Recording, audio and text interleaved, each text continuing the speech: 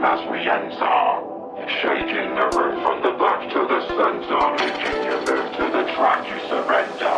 Body scrunching your face goes bum bum bum bum. Boom as we enter. Shaking the room from the back to the center. Making you move to the track, you surrender. Body scrunching your face goes bum. The bass goes boom as we enter.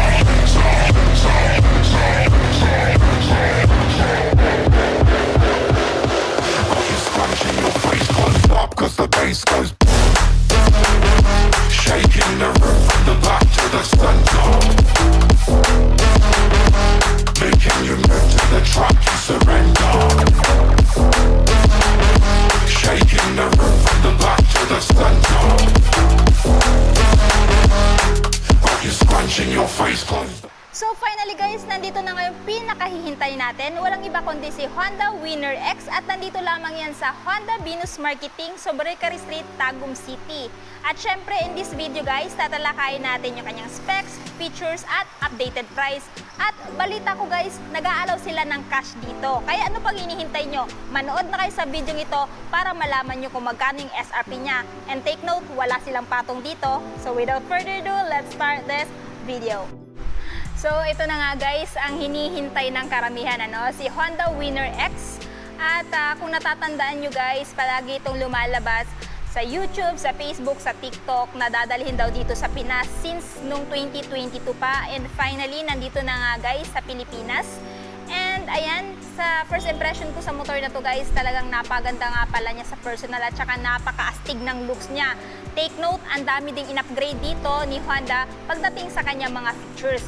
Since yung naunang version nito is yung GTR 150. Of course, this motorcycle is powered by 149cc, 4-stroke, 4-valve, dual overhead cam, at liquid cooled. So good thing guys na naka-liquid cooled na siya, nang sa ganun sa long ride, hindi ka na mamomroblema na baka mag-overheat tong motor na to. Kasi nga, ayan, naka-liquid cooled system na yung kanyang makina. Pagdating naman sa kanyang max power, ito ay may lakas na 11.5 kilowatts at 9,000 RPM and max torque of 13.5 Newton meter at 7,000 RPM. At ito rin ay merong 6-speed manual transmission at syempre meron din siyang compression ratio na 11.3:1. Itong motor na to ay merong seat height na 795mm at may ground clearance na 151mm. So kung mapapansin nyo, napakataas na po ng ground clearance niya, no? So kung idadaan nyo to sa malalaking humps ng Pinas, hindi na basta-basta matatamaan yung ilalim na bahagi ng motor na to. At sa height ko na 5'5" guys, abot na abot natin to. Yun nga lang, naka-tiptoe tayo. So pagdating naman sa timbang niya, itong motor na to guys ay merong timbang na 122 kilograms. So kahit lady rider guys, ay kayang-kaya tong i-maneuver. So ito nga palang motor na to ay merong kulay na Infinity Red or ABS Racing version. So, ayan guys, yung itsura niya, kung mapapansin nyo guys, meron siyang tricolor, no? Which is white, blue, and red. So, ito yung signature color ni Honda pagdating sa kanyang mga motor. And aside sa kanyang color guys, makikita mo yung kanyang mga mags which is gold na. And dito makikita yung pagka-sporty ng design niya sa body, sa kanyang gulong, and maging dito sa kanyang front look, ayan. So, pagdating naman sa kanyang headlight guys, naka-LED na siya, no? Turn signal is naka-LED na din. So, siya ay equipped ng all LED lighting lights. And kung mapapansin nyo, pagdating sa curves, sa style, talagang napaka-modern na guys, ano? So, dito, meron siyang color combination dito guys na black, white, blue, yung kanyang decals, ayan. Decals to, tapos ito is paint. And sa paint naman, masasabi mong napaka-high quality ng paint.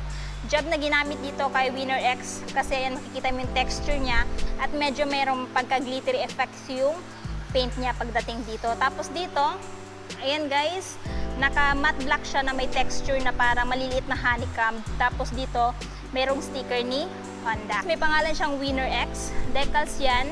Ayan, decals yan. Tapos dito, paint din to. And then the rest, papunta dun sa side ng kanyang fairings, naka-decals yan. Ayan. Nice. So, ginamitan siya guys ng telescopic fork suspension sa front.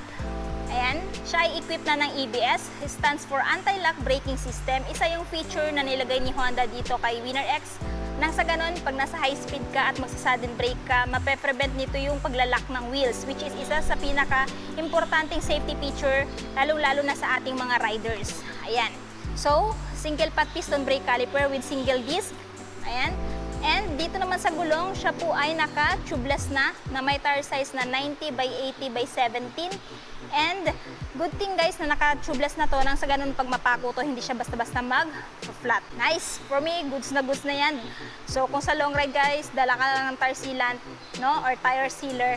Ayan, good to go ka na. No need ka na pumunta sa mga vulcanizing shop. Yun yung advantage ng isang tubeless tire. Pagdating nga pala sa front fender guys, napakaganda talaga ng kanyang paint dito, no? Ayan. And pati yung design, yung mga curves niya, talagang napaka-sporty at stylish ng design, no? So, glossy red dito at dito naman ay matte black. Tapos, ito yung kanyang radiator guys. Yung undercowl niya, pamprotekta yan sa mga bato-bato na hindi dadirektang tatama sa engine niya. Ito yung kanyang air vent for better aerodynamics din to. Ayan, so kung nasa high speed ka, pasok yung hangin dito, labas dito. Ayan. So may purpose po yung mga butas-butas na yan para mas ma-maximize yung speed during your high-speed ride. Tapos dito, ayan guys, decals yan. Plus, meron na din siyang emblem na Winner X. So makikita mo talaga guys na napaka-premium ng kanyang design. Siya po ay equipped na din ng keyless system. So kung mapapansin nyo, ito yung kanyang turning knob. Ayan. So ito yung bukasan ng seat. Pag pinoint mo siya dyan, mabubuksan mo yung seat niya. Ayan, tapos push mo yung sa seat. So ito yung kanyang under seat guys, at kung mapapansin nyo, wala siyang under seat storage. So nandito yung kanyang fuel tank, at ito ay merong fuel tank capacity na 4.5 liters, at ang kiniklaim ni Honda na average fuel consumption is 52.3 km per liter based kay World Motorcycle Test Center. So ayan guys, first time ko maka-encounter ng ganitong klaseng motor na umaabot ng up to 53 km per liter. So para sa atin, goods na goods yan. Isa yan sa mga hinahanap nating mga riders sa isang motor para nga mas makatipid tayo sa gasolina at less gastos. Meron siyang two-toned na design, which is iba yung design dito, iba din yung design dito. So ito yung nagpapa-premium guys ng kanyang design. Ayan guys, oh. So dito, kahit anong klaseng pantalon na susuotin nyo guys, hindi na din dulasin sa motor na to since siya ay naka-rough na yung texture niya. Ayan. So medyo generous na din. So meaning kahit sa long ride guys, hindi na masyado sasakit yung puwet nyo dito. At ang kinaganda pa dito kay Honda Winner X guys, equipped na siya ng keyless system. So pag binili nyo po itong motor na to, ayan, may dalawang keyless guys, ano. So pag nawala ang isa, meron ka pang spare key. So this one guys ay merong answer back key at anti-theft alarm. So i-try natin yung kanyang answer back key guys. Ayan. So ito yung kanyang answer back key. Ayan. So if ever ipapark nyo itong motor na to guys, no, sa mall at meron mga kasabayan na nakapark na same na motor, hindi ka na mahihirapan guys na mahanap yung motor mo kasi nga pindot ka lang dito sa answer back key mo, tutunog na yung motor mo at ma-identify mo na yung motor mo. If ever lahat ng mga nakapark doon is Winner X. Plus, meron ka na ding isa pang security features na nilagay dito ni Honda. So, pag halimbawa, ipapark mo to sa mga matataong lugar, and meron kang trust issue sa mga tao doon, wala ka ng problema guys, kasi nga meron siya tinatawag na anti-theft alarm. So, pag once naka-activate yung anti-theft alarm guys, at may gumalaw dito sa motor na to, mag-a-alarm to siya. At maririnig mo na rin kung if ever, ayan, nasa malayo ka. So, ayan. Yan yung kanyang anti-theft alarm. And, ma-off lang yan pag pipindutin mo yung kanyang keyless system. So, for me, goods na yan na mayroong ganyang mga features si Winner X na nilagay ni Honda, nang sa ganon, dagdag security feature dito sa motor na to. Since itong motor na to guys is talagang takaw tingin sa mata. Ayan, lalong-lalo sa mga magnanakaw, no? So, ito guys ay equipped na ng fully digital instrument panel, which is naka-inverted na po yung kanyang digital, no? So, inverted means hindi po puti yung background niya, kundi dark navy blue. No, usually kasi nakikita natin sa isang fully digital instrument panel, white yung background, tapos yung kanyang mga letters and numbers is color black. While dito kay Winner X, ayan, unique na guys, no? Kasi nga naka-inverted na, tapos dark navy blue pa yung kulay niya. So yung information meron dito guys is kagaya ng RPM indicator, ayan, gear indicator, speedometer, trip A, time, convenient yan kung trabahante ka, fuel gauge. Diyan mo malalaman kung empty ka na or full tank kapa. Tapos meron siyang 2 buttons dito guys na mapipindot mo para ma-change yung mga information dito, kagaya ng trip B, ayan, kilometer per liter, average A, kilometer per liter, average B, at total ng tinakbo. Tapos, dito naman sa set guys, no? Para mag-change ka ng time mo. So, ito yung gamit ng dalawang buttons na to. And pansin ko lang din guys, no, pagdating sa kanyang mga buttons, napakalambot na din. Kasi before, no, pag nagpipindot ako ng button, medyo matigas. Pero itong kay Winner X, napaka-crisp. Madali lang siyang napindot. And for me, goods na goods yan. Hindi nakaka-stress kung mag-change ka ng mga information dito. So, dito naman tayo guys. Kung mapapansin nyo, meron na din siyang logo ng Honda dito. Meron na siyang pride of ownership. Tapos meron din pala siyang abang dito guys na parang maliit na visor, no? Ayan, Stig. Nice. And sa mga buttons naman, electric start, since wala na po siyang kickstart. Wala na akong nakikita ang kickstart dito. Ayan. Tapos meron siyang high beam, low beam, pass light. Meron siyang pass light guys. Tapos yung horn at yung turn signal switch, tsaka off.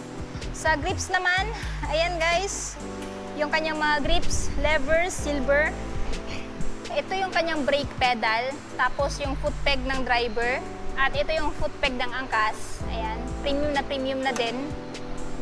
Ayan guys, tapos ito yung kanyang tambucho, no? So may pagka-sporty at saka stylish na din yung design ng tambucho niya.